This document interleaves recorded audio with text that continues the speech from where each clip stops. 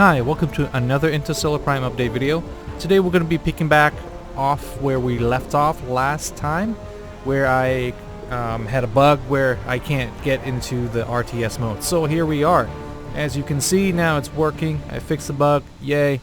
So let's take a look.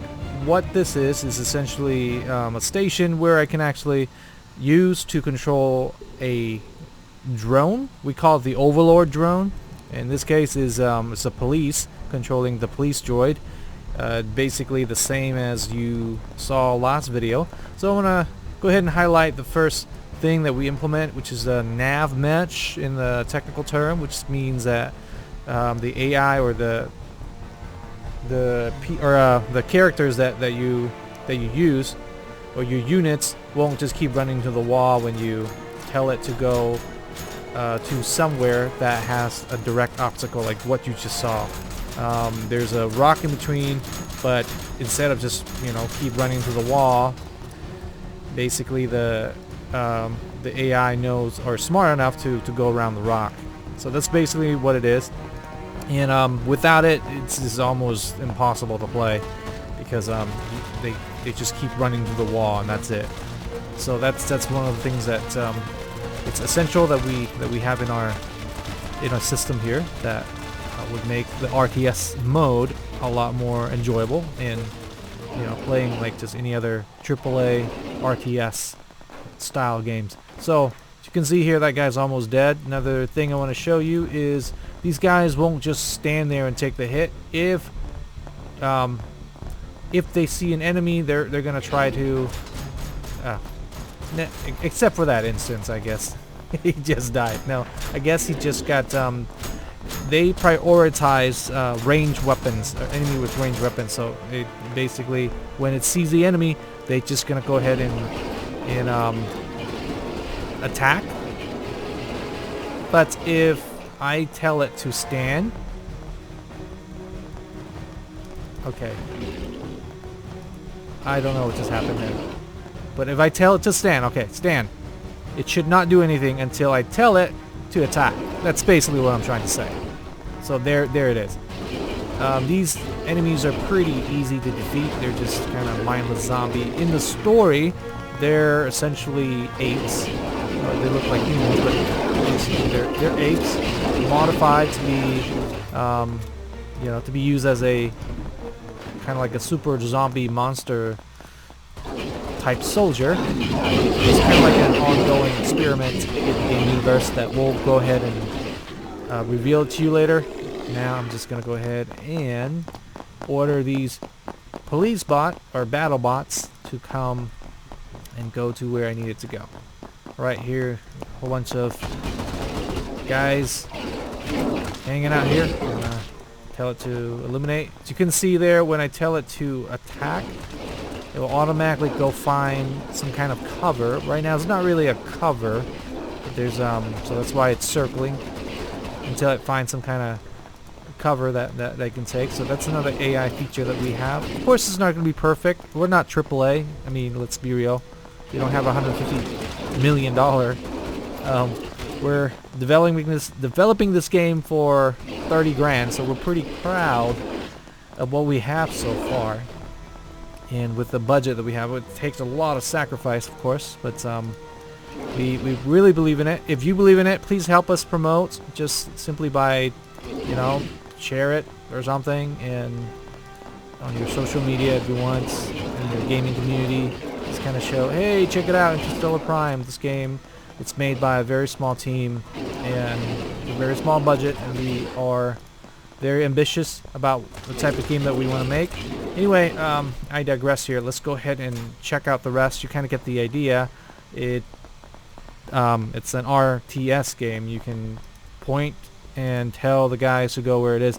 As you saw, might have seen in the last video, in the city, District 8 that I had demo level there, but you can actually change the formation by pressing R, and I can actually rotate around how I want these guys to found a formation. But the moment you tell it to start attacking, it will just kind of mobilize and then kind of, you know, not get hit, that kind of stuff. Doing his own combat maneuver, if you may.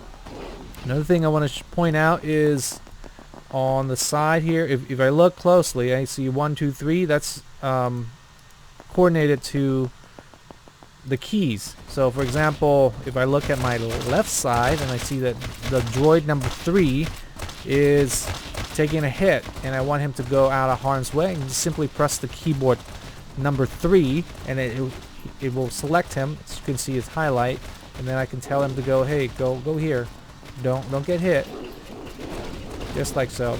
And another thing is I can actually highlight the one in front and then just tell it individually to do whatever. So for example, I can tell the guy number 2 to focus on that bipod beast, and then the guy number, or the droid number 1 to focus on that ugly squid looking thing. So you kind of get the idea. Let me go ahead and finish this guy off by just order all the droids to focus attack on that. And you might see that one of our droids have already been gone. And so later on we'll have a feature where you can actually revive or repair the droids, but you have to do it yourself. So we haven't installed that or implemented that yet, but it's coming, and we're just gonna have to kind of be stuck with this for now. And I want to go ahead and highlight that if I press and hold spacebar, or backspace, not spacebar, I can actually come out like you saw before, and I can actually go and help my guys if I want. But at the moment I can't really control my droids using the you know, the overload droids, because I have to do an upgrade.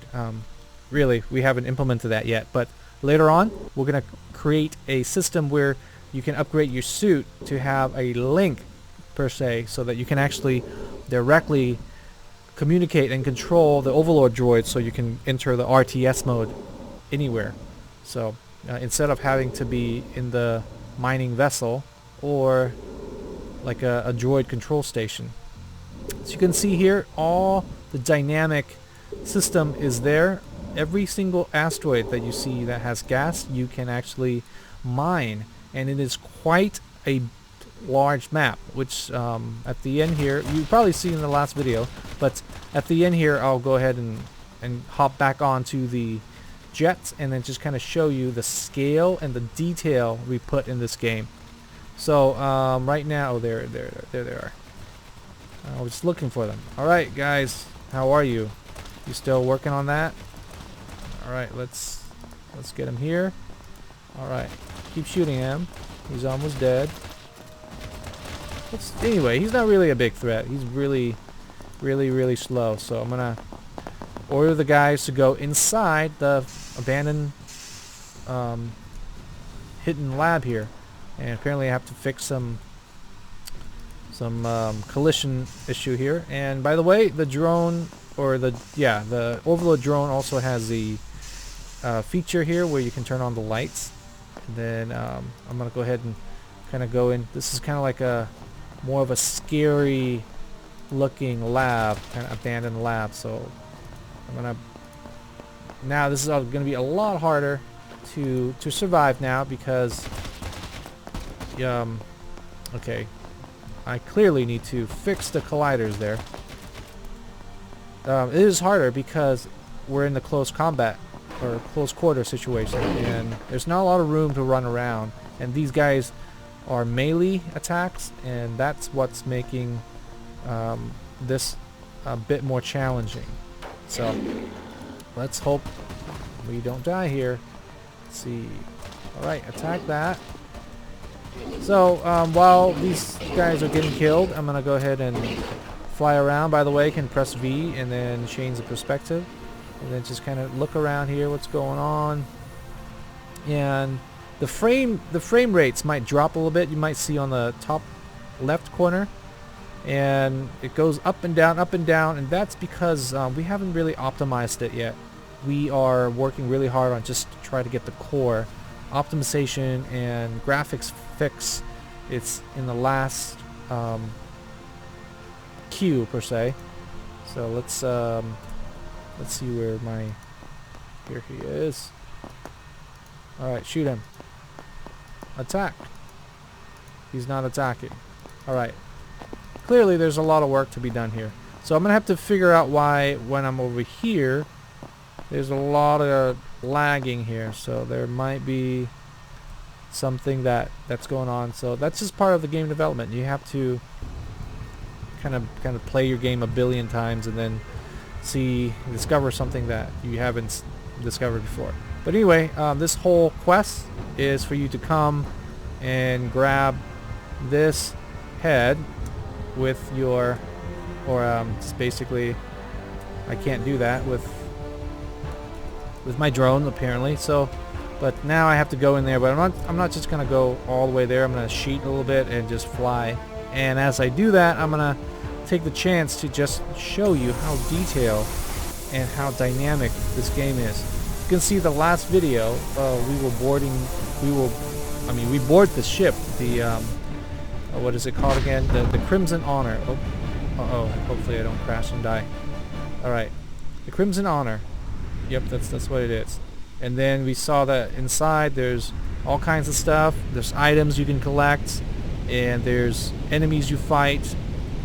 And every single one of these landing or flat looking asteroids with smoke coming out, this is really a landable place where in our game you can actually order your, later on of course, we're not there yet, but you can order your mining vessel to land and set up a base, as you kind of see here.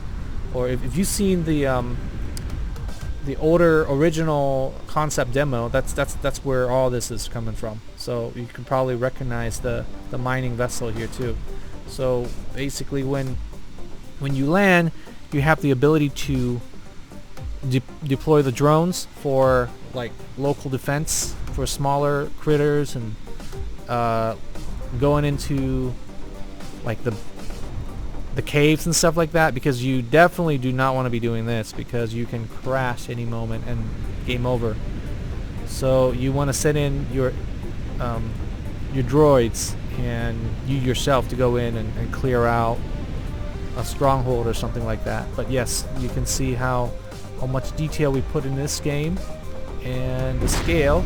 You can fly around, and this is just one of many areas or sectors, we call them sectors, that you can travel to. But you can only travel in between sectors. We call it in the game it's called the transorbital. Like you can change orbits, and then that's essentially a different sector. So this is called the sector A, and then you can see how large this can be. So I'm gonna go ahead and hop off of the Thunderbird, and then I can grab my gear and then mine. So, and yeah, and I mentioned last time that we have the ability to put the plasma rifle back, and then I'm gonna go ahead and grab my good old mineral tank and do some mining. So you can see how the gameplay can be very dynamic when you just invoke an enemy, and now you're using your plasma rifle to mine, and then the enemy, the battle can still be going, and then you can order your troops to be attacking, and then just leave them there as everything is going on. And then it's just only going to get more and more epic from here. So now I'm back, and for some reason my controls are very sluggish. Anyway, I digress. So that's it for today, and thanks for watching. This has been Interstellar Prime update video on the development side for what we have so far in the freelance mode. We call it freelance now. It used to be called sandbox mode, but on the menu it's still going to be called sandbox mode. But soon we're going to be calling it the freelance mode, because when you think of sandbox, you don't think of quests. You think of just build whatever you want. So since our sandbox, quote unquote, have a lot of quests in it, we just kind of call it freelance mode instead, because you're basically a freelancer doing space stuff as an astro miner, do some combat and so on. Hope you enjoyed this video, and please check us out on Steam. Pick up a copy. Right now it's $9.99, and the price is going to go up soon whenever we put in some more content and we feel justified to up the price a little bit, because there's a lot of stuff you can do in this game, and $9.99 ain't nothing, right? That's like a hamburger meal. Alright, thanks for watching. Until next time.